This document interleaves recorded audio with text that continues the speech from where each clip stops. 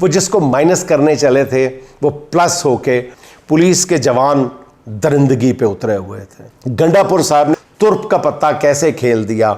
मरियम नवाज साहिबा से एक अजीब हरकत सरजद हो गई। हमारा काम समझाना है, आगे तेरे पागल छिए।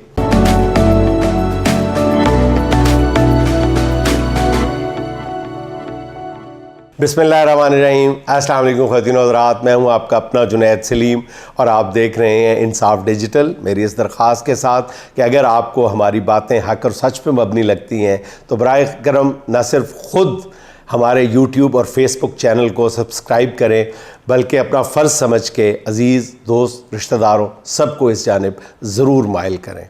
नाज़रीन, आज 25 मई है। इस 25 मई के साथ हमारी बहुत सी तल्ख़ यादें वाबस्ता हैं। गुज़िश्ता साल 25 मई के हवाले से लाहौर की एक ख़ातून बताती हैं कि 25 मई की सुबह हम यास्मीन राशिद साहिबा के काफ़िले के साथ निकले। डिफेंस से लेकर बत्ती चौक तक जगह जगह पुलिस के जवान मुस्तैद खड़े थे। इससे पहले हमें अंदाज़ा नहीं था कि किसी भी एहतजाज के लिए पीटीआई, जिसकी तारीख़ हमेशा पुरअमन रही हो, उसके लिए पुलिस की इतनी बड़ी तादाद की क्या ज़रूरत है। हमारे काफ़िले में छोटे भी थे, बड़े भी थे, हर तबके के मर्द व ज़न साथ थे। ऐसे लगता था जैसे कोई जश्न का समा था। ख़वातीन ने पार्टी परचम के कपड़े पहने हुए थे। हमारे दिल मुतमईन थे कि पाकिस्तानी कौम पहली बार मुत्तहिद और फोकस्ड होकर अपने हकूक़ के लिए निकली है। ये कोई आम वाक़या नहीं था। पाकिस्तान के फ़ैसला करने वालों ने हमेशा देखा था कि निकाले जाने वाले शख्स की कोई औकात नहीं रहती, लेकिन यहाँ उनसे मिसकैलकुलेशन हो गई, उनके अंदाज़े गलत साबित हो गए। वो जिसको माइनस करने चले थे वो प्लस होके मल्टीप्लाई होता चला जा रहा था। अभी रजीम चेंज को ज़्यादा अरसा नहीं गुजरा था, इसलिए खान के मुखालफीन समझते थे कि ये बर्गर पार्टी है जिसको इन सारे हथकंडों की आदत नहीं। Upper middle class, upper class, middle class के नाजुक बच्चे बच्चियाँ हैं जो ये समझते हैं कि सारे मुल्क को हाइड पार्क होना चाहिए, जो दिल में आए कहने की आज़ादी होनी चाहिए। इन बच्चों को एक फेंटा लगेगा तो इनकी ये गलत फहमी दूर हो जाएगी, फिर कोई आवाज़ उठाने वाला नहीं होगा। लोग आहिस्ता आहिस्ता खान को भी भूल जाएंगे, या खान साहब भी डील करके या तो खामोश बैठ जाएंगे या फिर मुल्क छोड़कर इस सारे निज़ाम पर लानत भेजकर किसी दूसरे मुल्क जा बसेंगे। रावी चैन ही चैन लिखेगा। यहाँ पे भी मिसकैलकुलेशन हो गई। 25 मई हमारी जद्दोजहद का पहला पड़ाव था।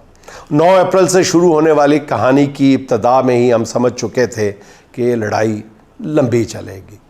25 अप्रैल को राना सनाउल्लाह का गरूर अपने अरूज पे था। गालिबन राना सनाउल्लाह से भी मिसकैलकुलेशन हो गई। हमारा काफ़िला आगे बढ़ा। हमने वो मंज़र आंखों से देखा जिसको अब तक हमने सिर्फ जंगज़दा इलाकों में देखा था। पुलिस के जवान दरिंदगी पे उतरे हुए थे। हमारे ऊपर आंसू गैस की शेलिंग की भरमार कर दी गई। सांस लेना मुश्किल हो रहा था।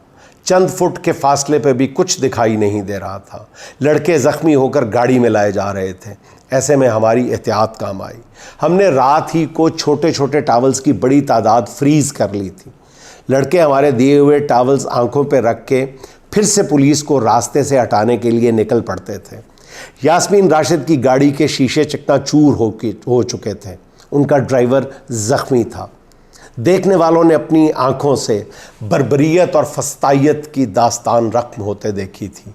लाहौर वाले इस्लामाबाद नहीं पहुंच सके थे, बल्कि बड़ी मुश्किल से वापस अपने घर पहुंचने में कामयाब हुए। अब उन्हें खान साहब की फ़िक्र सता रही थी। जुनून और जोश अरूज पे था। खान साहब चाहते तो 25 मई को ही कहानी ख़त्म कर देते। उस दिन जितना बड़ा क्राउड खान साहब के साथ था, उसके सामने दुनिया की कोई ताकत नहीं टिक सकती थी। बाजवा साहब भी यही चाहते थे कि खान साहब आगे बढ़ते रहें। यही ख्वाहिश नून लीग और पीपल्स पार्टी की थी। कहने वाले कहते हैं कि इस रात वो होना था जो कई साल पहले बंगाल के परेड ग्राउंड में हुआ था, जब टिक्का खान को अवाम पे फायर खोलने का हुक्म दिया गया था। कहने वाले कहते हैं उस रात हज़ारों लोग मारे गए थे। यहाँ पे भी यही ख़दशा था। कहा जाता है फिर बाजवा साहब ने मार्शल लॉ लगा देना था। नून लीग और पीपल्स पार्टी की जान भी छूट जाती। खान साहब उनकी ये चाल समझ चुके थे, इसलिए खान ने उनकी चाल उनके मुंह पे दे मारी।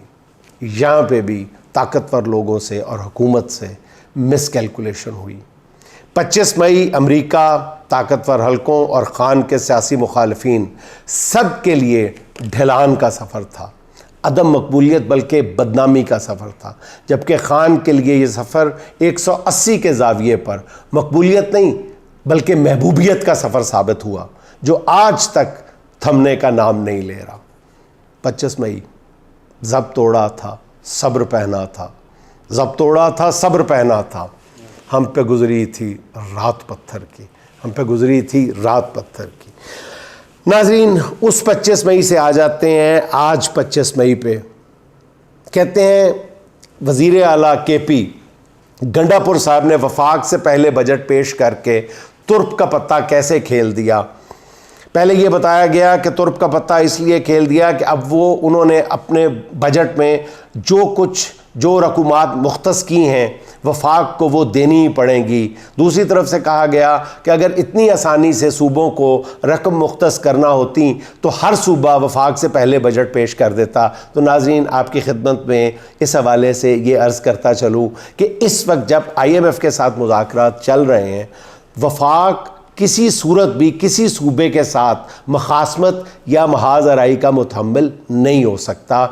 इसलिए कहा जा रहा है कि गंडापुर साहब ने तुर्प की चाल चली है। अब ये देखते हैं कि ये तुर्प की चाल क्या रंग लाती है। और दूसरी तरफ वज़ीर आला पंजाब मरियम नवाज़ साहिबा से एक अजीब हरकत सरजद हो गई कि उन्होंने तालियां पिटवाने वाले 26 मंसूबे ज़बरदस्ती ब्यूरोक्रेसी को कह के इस बजट में शामिल करवाए थे। हालांकि वो जानती थी कि ये मंसूबे नाकाबिले अमल है, ना इनके लिए रकम है, ना इनके लिए प्रॉपर प्लानिंग की गई है, लेकिन वो ये इस ख्याल की हामी थी कि हमारी हुकूमत ने मुद्दत तो पूरी करनी नहीं, तो कम से कम ये ऐलानात करवा के आवाम की नज़रों में ख़ुद को बुलंदो बरतर साबित किया जा सके। इसलिए उन्होंने ज़बरदस्ती ये 26 मंसूबे शामिल किए। लेकिन ख़बर ये है कि असल फ़ैसला साज बल्कि बजट साज क़ुव्वतों ने उनके तजवीज़ करदा 26 में से गालिबन 10 के करीब मंसूबे जो हैं उन पे कांटा फेर दिया है कि ये फ़जूल मंसूबे हैं और ये रकम के ज़िया के अलावा कुछ नहीं है। अब देखें आगे चल के ये ऊँट किस करवट बैठता है। दूसरी नाज़रीन, आपसे एक बात शेयर ये करना थी कि गुज़श्ता व्लॉग में आपकी खिदमत में ये अर्ज़ किया था कि राना सनाउल्लाह साहब को वज़ारत दाखिला के लिए तैयार किया जा रहा है, उनकी चंपी की जा रही है। नवाज़ शरीफ और शहबाज शरीफ ने उनको ग्रीन सिग्नल दे दिया है। उसमें डेवलपमेंट लेटेस्ट ये है कि राना सनाउल्लाह अभी तक इस हवाले से रिलक्टेंट हैं, वो अभी ये फ़ैसला नहीं कर पा रहे, क्योंकि राना सनाउल्लाह ने अपनी क़यादत को ये बताया है कि वो PTI को क्रश करने का जो प्रोग्राम नवाज़ शरीफ साहब अपने जहन में लिए बैठे हैं उस पे इस अंदाज़ में अमल करने के लिए तैयार नहीं है। और नाज़रीन, मैं आपकी इन्फॉर्मेशन भी अपडेट करता चलूँ और उसके साथ अपनी इन्फॉर्मेशन भी कि राना सनाउल्लाह उन लोगों में थे जिन्होंने गुज़श्ता आम इंतखाबात में फॉर्म 47 की बुनियाद पर फ़तह हासिल करने से इनकार कर दिया था। जी हाँ, मैं पूरी तस्दीक करने के बाद तयक्कुन के साथ आपको ये बता रहा हूँ कि राना सनाउल्लाह मुसलसल अपनी क़यादत पे अब ये दबाव डाल रहे हैं कि इस गैर सियासी रवैये ने हमें कहीं का नहीं छोड़ा, इसलिए हमें अब सियासी रवैया अपनाना होगा।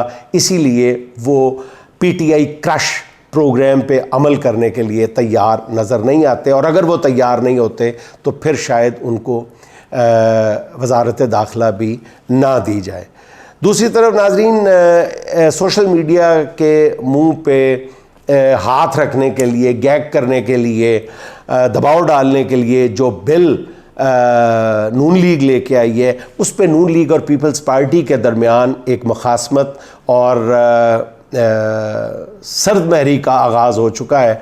अब देखते हैं कि कौन पहले उस जंग से या उस महाज आराई से पसपाई इख्तियार करता है, या ये भी हो सकता है कि दोनों को अपनी अपनी फेस सेविंग ही दरकार हो और ये सारा टोपी ड्रामा हो, क्योंकि गवर्नर साहब ने ये कह दिया है दो टोक लफ्ज़ों में कि वो ये बिल वापस भेज देंगे। वापस भी भेज देंगे तो अल्टीमेटली तो फिर ये मंजूर हो ही जाना है बिल, चे जाए कि अदालतें इसके बारे में कोई हुक्म जारी ना कर दें। लेकिन दोनों जमातों की तरफ से इस वक्त इस्टेब्लिशमेंट को मिक्स्ड सिग्नल्स भेजे जा रहे हैं। एक तरफ अहदो पैमा किए जा रहे हैं, दूसरी तरफ दबे दबे लफ्ज़ों में धमकियां भी दी जा रही हैं।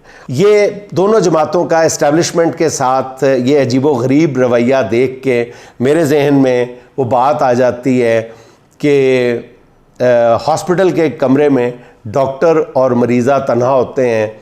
मरीज़ा घबराए हुए लहजे में डॉक्टर को कहती है कि डॉक्टर साहब ज़रा बाहर मेरे शौहर हैं, उनको अंदर बुला लीजिए। डॉक्टर साहब एम्बैरस से होके कहते हैं कि बीबी मैं एक डॉक्टर हूँ और इंतहाई शरीफ आदमी हूँ, क्या हो गया है आपको? तो मरीज़ा कहती है आप तो डॉक्टर साहब शरीफ आदमी हैं, बाहर जो मेरे शौहर हैं वो कतई तौर पे शरीफ आदमी नहीं है, क्योंकि आपकी नर्स उनके साथ बाहर अकेली है। तो नाज़रीन, इस वक्त दोनों जमातों के दरमियान भी यही कुछ चल रहा है, शक भी किया जा रहा है और लोगों को दिखाने के लिए एक एका भी जाहिर किया जा रहा है। नाज़रीन, अब बात कर लेते हैं कुछ पीटीआई की अंदरूनी सियासत की। नाज़रीन, आप जानते हैं कि मैं इस मौजू से हमेशा पहलू तय करता रहा हूँ, क्योंकि पीटीआई के अंदर की लड़ाइयों की मुझे बहुत ज़्यादा मालूमात हैं, लेकिन मैंने कभी भी इनको दानिस्ता तौर पे मौजू बहस नहीं बनाया। लेकिन आज मेरा जी चाहता है कि मैं इसके एक पहलू पर बात ज़रूर करूं। सब जानते हैं कि पीटीआई की सबसे बड़ी ताकत उसका सोशल मीडिया है। जहां इस सोशल मीडिया के वॉरियर्स ने अपने मुखालफिन के नाक में दम कर रखा है, वहीं बाज़ औक़ात ये वॉरियर्स पोरस के हाथी की तरह अपने ही प्यादों को भी कुचल के रख देते हैं। जैसे पीटीआई में मौजूद एक गिरोह हर किसी की वफ़ादारी पे सवाल उठाना अपना फ़र्ज़ अव्वलीन समझता है। किसी को कंपनी का मोरा कह देता है, किसी को इस्टेब्लिशमेंट का सासा करार दे दिया जाता है, किसी को बुज़दिल करार दे दिया जाता है, तो किसी को रॉन्ग नंबर। हालत ये है कि रऊफ़ हसन साहब जैसे संजीदा और मतीन लोगों को भी अपनी जान पर खेल कर ही अपनी वफ़ादारी साबित करना पड़ती है। ये मुझे बताएं आप, कातलाना हमले से पहले तक रऊफ़ हसन साहब पे कौन सा इल्ज़ाम था जो नहीं लगाया गया? ये इल्ज़ाम लगाने वाले कोई और नहीं, उनके अपने कॉमरेड थे। अब यही इल्ज़ाम लगाने वाले माफ़िया मांग रहे हैं। खैर, गलती का एहसास होना और माफ़ी मांगना अच्छा अमल है, इसकी तहसीन की जानी चाहिए। लेकिन मैं पीटीआई के लोगों से इतना कहना चाहता हूँ कि आप एक बड़ी लड़ाई लड़ रहे हैं।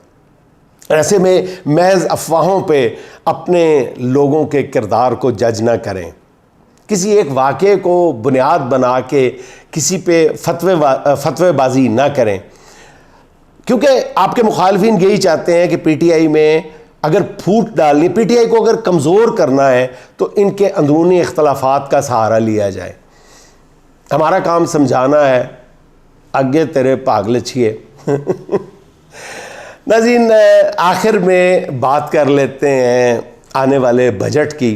इस बजट में सुना है खाद और डेयरी मसनूआत पे 18% सेल्स टैक्स लगाया जा रहा है अवाम दोस्त हुकूमत की तरफ से। पिछले 2 साल में गन्ने और गंदम की कीमत पूरी और बर वक्त ना मिलने से किसान पहले ही जिस बदहाली का शिकार है वो किसी से ढकी छुपी बात नहीं है। अब इस 18% सेल्स टैक्स के बाद बजट गरीबों पे, काश्तकारों पे, किसानों पे क्या कहर ढाएगा, ये सोच के ही इंसान को एक तकलीफ़ दे अमल से, सूरत हाल से गुज़रना पड़ता है। तो नाज़रीन, मैं तो सिर्फ इतना ही कह सकता हूँ कि जागते रहना, साढ़े ते ना रहना, हुकूमत ते भी ना रहना।